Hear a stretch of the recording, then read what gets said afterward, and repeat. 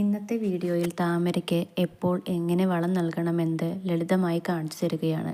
ശരിയായ രീതിയിൽ വളം നൽകിയാൽ താമര ആരോഗ്യത്തോടെ വളരുകയും ധാരാളം മൊട്ടുകളും മനോഹരമായ പൂക്കൾ തരുകയും ചെയ്യുകയുള്ളൂ. ഞാനിവിടെ NPK 19-19-19 എന്ന വളമാണ് എടുത്തിരിക്കുന്നത്. 15 ദിവസം കൂടുമ്പോൾ NPK അല്ലെങ്കിൽ DAP നമുക്ക് ഇതുപോലെ ഇട്ട് കൊടുക്കാവുന്നതാണ്.